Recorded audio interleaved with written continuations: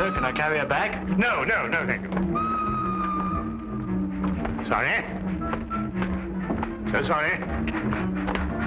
Excuse me. What, sir? What, sir? Sorry. Watson, hurry up. Come on, the train's going. Yeah, take a minute here. Excuse me. Was it a close call, Holmes? It certainly was. If you hadn't lingered to pass the time of day with that barmaid, we'd have had ample time. How did you know that I... Your elbow, it's wet. Well, you've obviously been leaning on a bar somewhere. And if I know you, it wasn't a barman. Was she pretty? Yes, he was a lovely young lady. As a matter of fact, came from Lancashire. Hasn't been in London very long. Blinko Watson. Sardines Dalton. Oh, I say, what a small world it is. Oh, good old Blinko. Best smile of the school ever had. I say, oh, man, you're putting it on a bit here and there, aren't you? Oh, particularly there. Oh, well, you know. Say, Holmes, do you know sardines? How do you do, sardines? Did you say Holmes? Not Mr. Sherlock Holmes. Oh, I see you've been reading about him in the papers, what? Oh, can't read anything else these days except about that last case of yours, Mr. Holmes. Yes, well, that presented a bit of a problem at first, but we managed to nail him before the finishing line, didn't we, Holmes? Oh, we did, Blinko. You know, I wouldn't be at all surprised if you were going fishing. Yes, we're going to Witchenham, no? Why, of course. I'm living at our old family place, Forthingham. That's near Witchenham. Oh, I say. Something wrong, ma'am? No, nothing really. I don't want to bother Mr. Holmes with my troubles. What sort of trouble, Mr. Taunton? Well, yes, it's my mummy. Oh, Lady Taunton. No, my Egyptian mummy. Is your father married again? Oh, no, don't be silly, Blinko. One of those Egyptian fellows who were mummified thousands of years ago. That sort of mummy. Oh, you have that sort of a mummy? Yes. My Uncle Joseph sent it to me from Egypt. He's an archaeologist, you know. Well, it seems an odd thing to have sent you. Last year he sent me a crate of sand. Sand? Yes, from Sahara. The desert, you know. Just sand? Yes, that's all. Just sand. Arrived one morning like the mummy case. Mummy case? Yes, a chap called Amenhotep.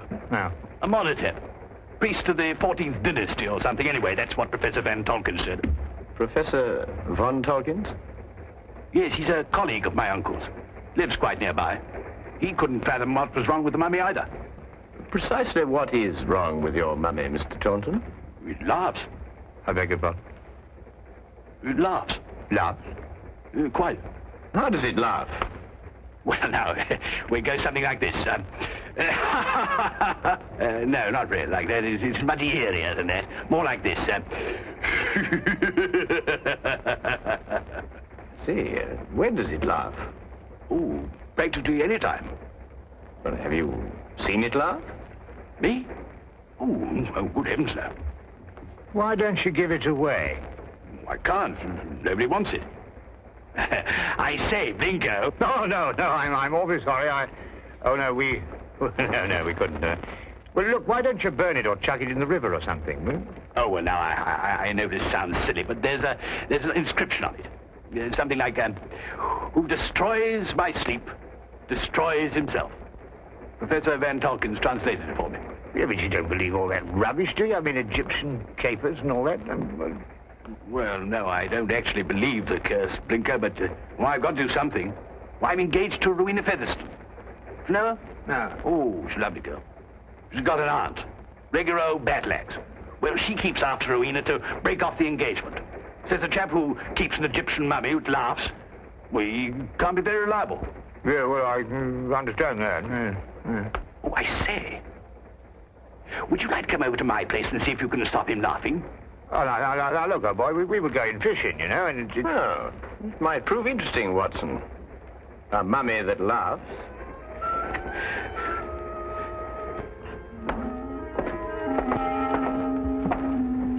This is, Amenhotep. Well, he doesn't look as if he had much to laugh about. You wouldn't think so, would you? You wait till you hear him, Blinko. Frightening, positively frightening. 14th dynasty, I see. It's an exceptionally fine sarcophagus. I must say the funerary carvings of the 14th dynasty were the most beautiful ever known. Ah, yes. Amenhotep was a priest-warrior. And here's the curse. Yes. Who destroys by sleep, destroys himself. Makes you think, what? Ow. This thing's full of splinters. I'm always pricking myself on it. When did the mummy start laughing, Reggie? As soon as you received it 6 months ago? No, rather not.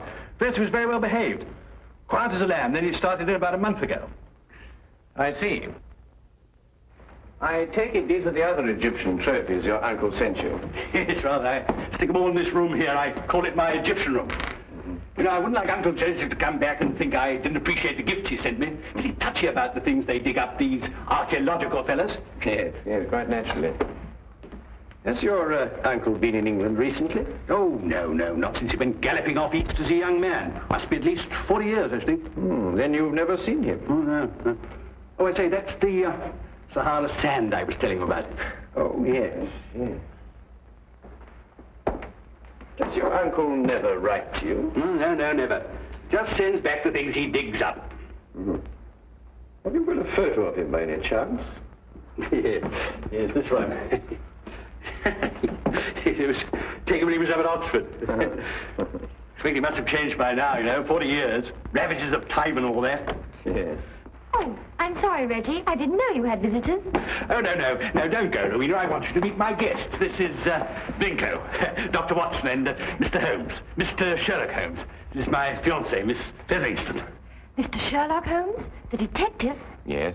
Yes, he's come to look into this mummy business for us. Have you found anything, Mr. Holmes? Why does it laugh? Well, perhaps he tickled himself to death. I keep pleading with Reggie to get rid of it, destroy it, anything. But he's afraid of the curse. Well, I'm the one the curse is going to work on, and you know what they are. Really, Reggie, this is the 19th century. And Aunt Agatha wants to know when we're going to eat. She's famished. Woman's always famished. Please, Reggie, she is my aunt. Well, I suppose I shall have to cook dinner myself. Cook left last night, 4th of the month. Say, Binko, you cook? Well, I... Reggie, you didn't invite Dr. Watson here to cook. I'll cook. Well, maybe I better do it myself after all. We'll both cook. Come on.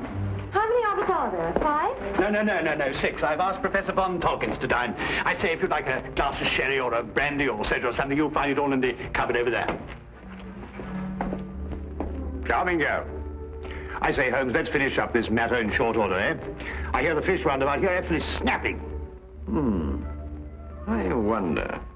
You wonder what? You find something, Holmes? No, I wonder if Miss Featherston can cook.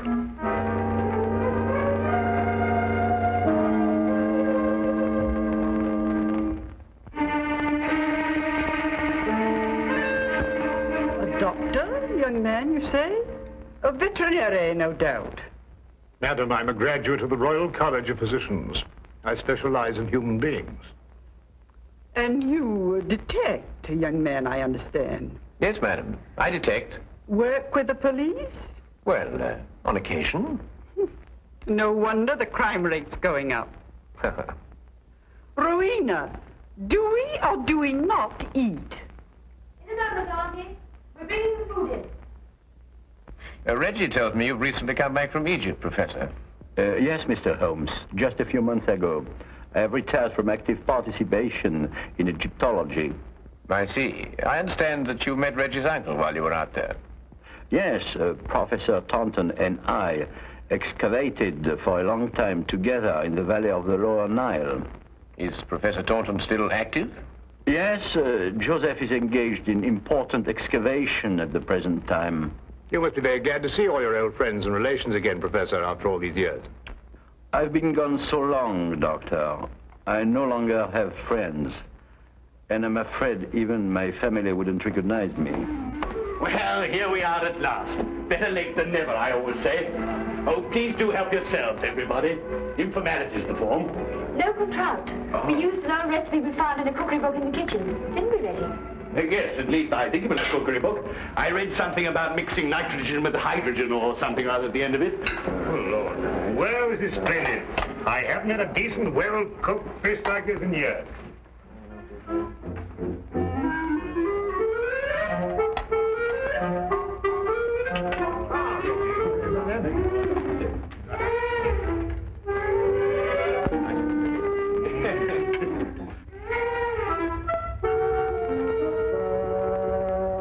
Rubber.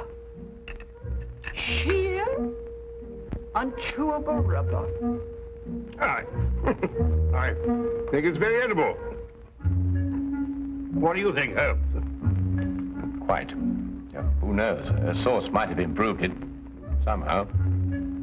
It's quite delicious, Miss Featheringstone. I believe you're accustomed to eating beetles and locusts, which I'm told are considered delicacies in your...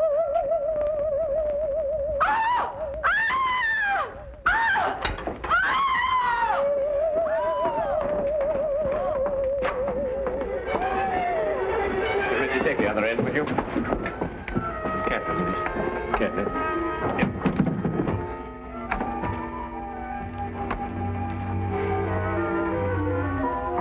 This time we heard it ourselves. Yes, Watson. This time we heard it ourselves.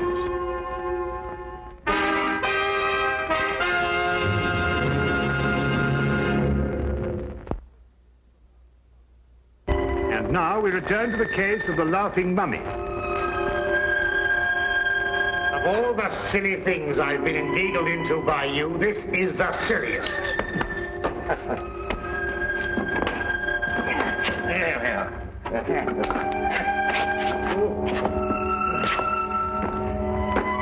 What do you expect to find up here? Something I discovered earlier this evening, Blinker. Do not address me by that ridiculous name. All right.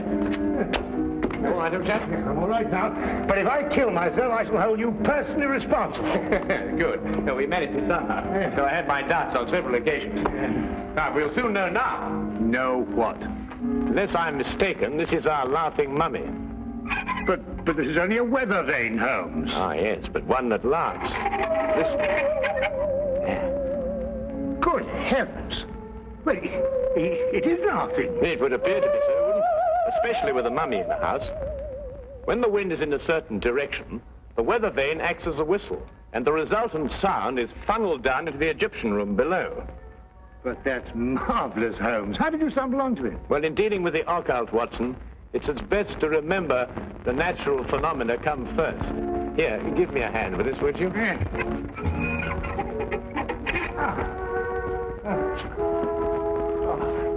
Wonderful. That's wonderful. Now, be careful you come down, Holmes. Yes. Just be careful.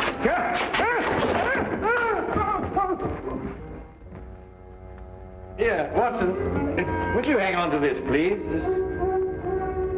Watson, are you taking it? Watson, where have you gone? Watson? Watson? Watson? Do you think they know what they're doing, Reggie, dashing out of the house like this? Maybe not Blinko. Well, Mr. Holmes seems very capable. Oh, yes. He's the reliable type. Doesn't say much, but when he does, it's to the point. Like me. Tell me, Professor, is this the first mummy you've ever heard of that laughs? The very first, Miss Featheringstone, and I'm quite sure that... Dr. Watson, what's happened? I slid off the roof. Landed in the rhododendron. Not my rhododendrons, Blinko. I've entered them in the local flower show. You may now withdraw your entry. Reggie, how long has this weather vane been on the chimney? Oh, about a month. I see. And it was about a month ago that the mummy started laughing. Yes, that's right, Mr. Holmes. It was our stop laughing. It was caused by the wind striking the weather vane, which then blew down the chimney and caused a sound which resembled a laugh. Well. Good heavens above. Mr. Holmes, how terribly clever of you. You found it out all by yourself? I, too, was on the roof, Miss Featheringstone. Oh, I know. I think you're both terribly clever. My compliments, Mr. Holmes. The simplicity of the explanation escaped us all, though I knew, of course, there was an explanation. Well, now we can all go and finish dinner. We've got something else coming, I think. Lamb, isn't it, Rowena? I think so. Meat of some kind. Good. Oh, Reggie, Yes, Mr. Holmes? who stuck this on the chimney? Well, I did. It was lying about the place, so I stuck it up there to keep it out of the way. Oh, I see. Thank you. You know, I believe our missing laughing made him human somehow, almost chummy. Chummy mummy. Oh, well, that's another mystery we've solved, eh, Holmes? Yes, Watson. But in solving it, we've been confronted by a far deeper mystery. And? What do you mean? You may observe the sarcophagus is of the 14th dynasty, but the mummy itself is of a much later period. Well, perhaps they had an old box lying about when the chap died. Yes, possibly. But it would have to be lying about for a very long time.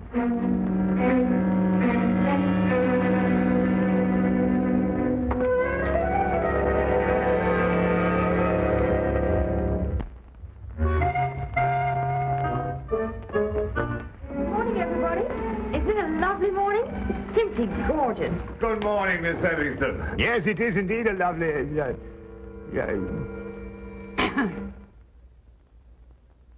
You look very refreshing, Miss Featherington. Very refreshing. And I am. No mummy laughing any longer, thanks to you, Mr. Holmes. Well, I say, what early birds we all are.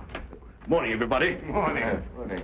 God's in his heaven and all's right with the world and all that sort of thing, you know what? There's no need in invoking the name of the deity. I wasn't. I was quoting a bit of poetry or something. Shakespeare, I think it is. Tennyson, darling. Oh, really? Oh, different. Actually, Miss Featherston, I think, if I'm not mistaken, it's a quotation from Robert Browning. Ben Ezra. Pippa passes, Watson. Oh, yes, of course, Pippa passes. I knew it was something like that. Good morning. Oh, good morning, Professor. Morning. Have a cup of tea or a baked egg or kipper or something, Edward? No, thank you. I just wanted to return this book. Oh, I say it's awful decent of you, thank you. Oh, Professor von Torkins. Yes, Mr. Holmes? Reggie has a 14th dynasty vase in the Egyptian room, which rather puzzles me. I wonder if I could impose upon you to clarify a point for me? It would be my pleasure, Mr. Holmes. Should we see it now? If it wouldn't be too much trouble, Professor. Not at all. Thank you.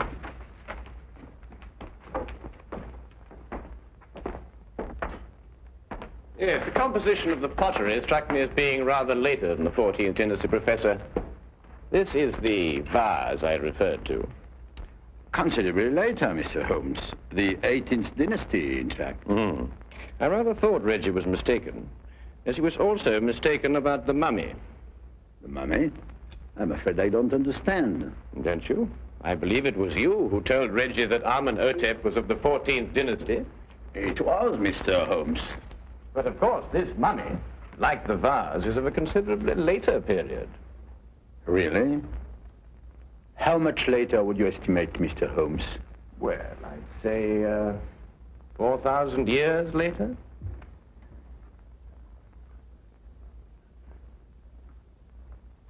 How did you determine that, Mr. Holmes?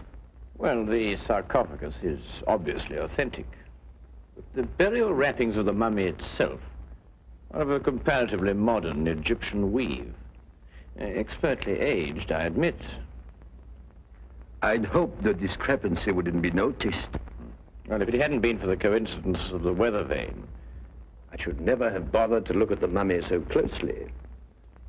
What do you propose to do, Mr. Holmes? I'm afraid, Professor, I have no alternative. Holmes, what are you talking about? Professor von Tolkien is, I regret to say, Watson, involved with murder.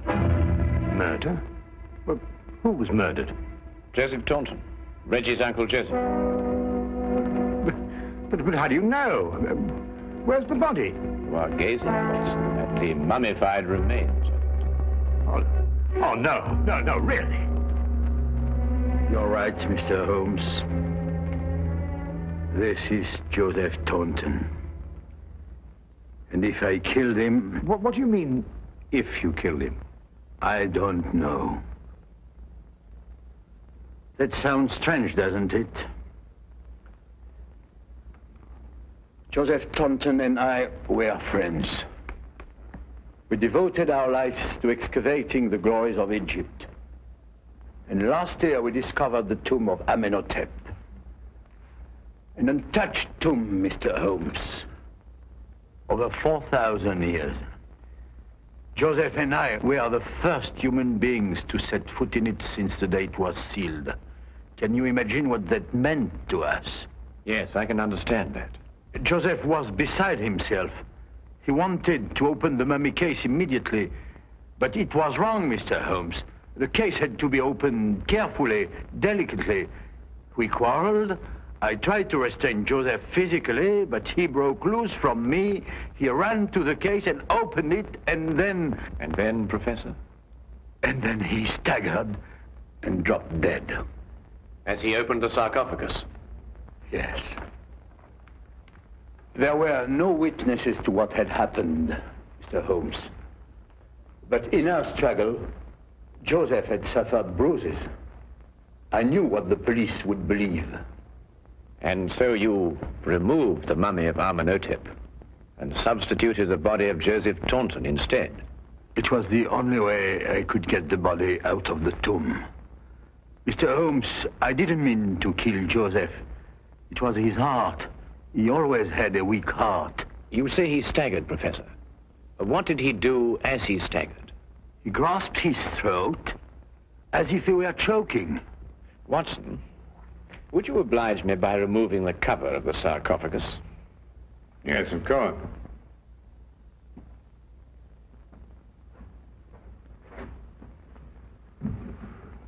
Ouch! That splinter. Yes, Watson, ouch. As Reggie said, and as undoubtedly Uncle Joseph said, too. Professor, would you care to take a closer look at what Reggie called a splinter?